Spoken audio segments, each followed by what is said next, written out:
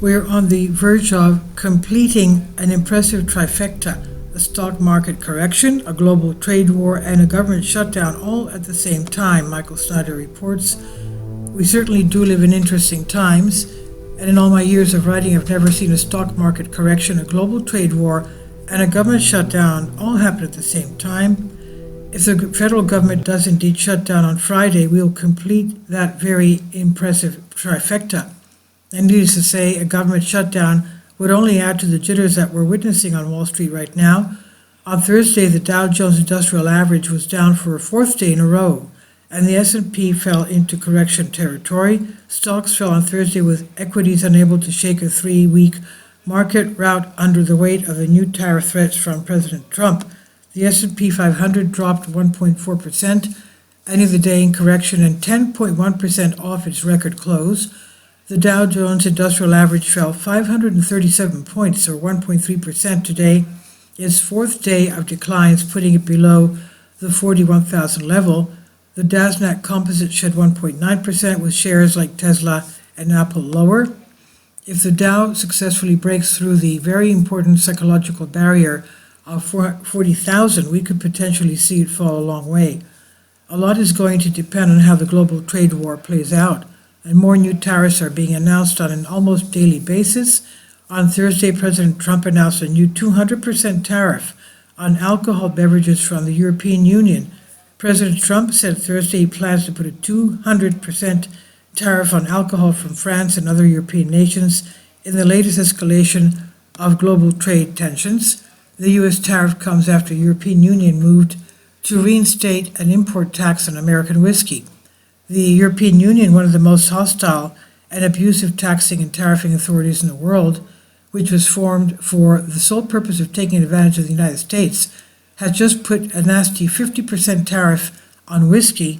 If this tariff is not removed immediately, the United States will shortly place a 200% tariff on all wines, champagnes, and alcohol products coming out of France and other EU-represented countries, and this will be great for the wine and champagne business in the U.S., Trump said on Truth Social. We have not seen anything quite like this in modern times, and President Trump insists that he's not going to bend at all. President Trump on Thursday doubled down on his escalating tariff plans, even as his economic agenda continued to rattle investors and contribute to a weeks-long stock market sell-off.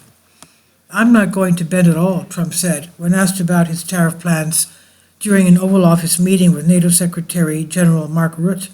"We've been ripped off for years, and we're not going to be ripped off anymore," he said. "It shall be fascinating to see how all this plays out. Meanwhile, we are right back on the brink of a government shutdown. According to Politico, Trump administration officials believe that a shutdown will be avoided because Democrats in the Senate will feel forced to accept what Republicans are offering. Senate Majority Leader Chuck Schumer threw down the gauntlet Wednesday, proclaiming that Republicans don't have the 60 votes needed to keep the government open past Friday. But President Trump and senior White House officials are increasingly confident Schumer will release enough centrists to put up the votes for passage, according to multiple White House officials I spoke to over the past 24 hours. "They're 100% going to swallow it," one White House official told me. "They're totally screwed." I am not convinced. Personally, I think that the Democrats are quite serious about allowing the government to shut down, and we shall see what happens. Normally, when a government shutdown is looming, the White House will attempt to reach out to the other side, but this time around things have been very different. In some ways, the White House posture smacks of overconfidence bordering on arrogance. During most face-offs like this, when an administration needs the votes of the opposition party for must-pass legislation, there's typically some sort of outreach, even by the president himself. Not so with Trump. Instead of extending an olive branch this week, the president used his Oval Office bilateral meeting with Irish Taoiseach Michael Martin to attack Schumer in vicious personal terms, saying he's no longer Jewish and calling him a Palestinian. The Trump administration is counting on Chuck Schumer to fold, but during a Senate floor speech on Wednesday evening, it certainly did not sound like he intended to fold. Republicans do not have the votes in the Senate to invoke closure on the House CR. Our caucus is unified on a clean April 11th CR. Schumer said during a Senate floor speech. We should vote on that, Schumer said. I hope our Republican colleagues will join us to avoid a shutdown on Friday, he said. And of course, all of this is happening at a time when economic conditions are steadily deteriorating and low-income consumers are being hit particularly hard.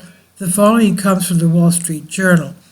Take low-income consumers. At an interview at the Economic Club of Chicago in late Friday, Walmart Chief Executive Doug McMillon said budget pressure customers are showing stressed behaviors. They're buying smaller pack sizes at the end of the month because their money runs out before the month is gone. McDonald's said in its most recent earnings calls that the fast food industry has had a sluggish start of the year, in part because of weak demand from low-income consumers.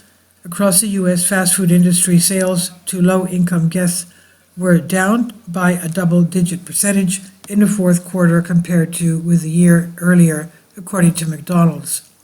We're certainly experiencing a lot of economic pain now, but much more is ahead if we stay on the path that we are currently on, and more signs of trouble are constantly erupting all around us.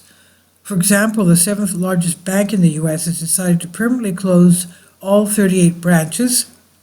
America's seventh largest bank will shut 38 branches as continues to roil from massive penalties related to failures in its anti-money laundering controls.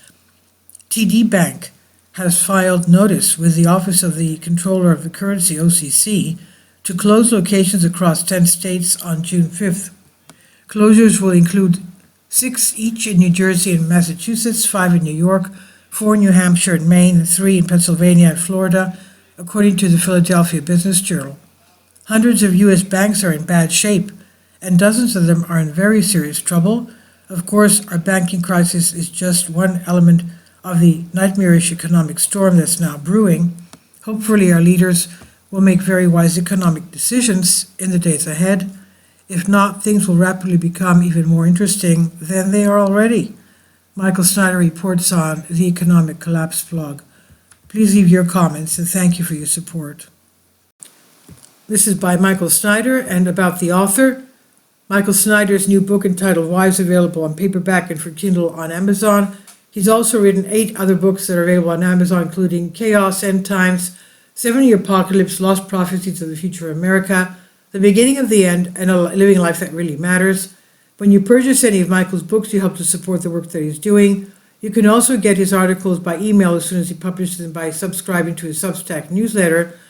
Michael has published thousands of articles on the Economic Collapse blog, End of the American Dream, and the most important news, and he's always freely and happily allowed others to republish those articles on their own websites.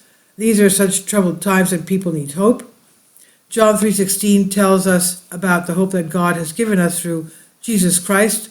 For God so loved the world that he gave his only begotten Son, that whosoever believeth in him should not perish but have everlasting life. If you have not already done so, we strongly urge you to invite Jesus Christ to be your Lord and Savior today. Please support my Patreon account. The daily posts are 5 videos daily, and they are totally different from what I have on my YouTube channel. Thank you so much for your support and that you find all my content so interesting. You'll find the Patreon account details in the description box below.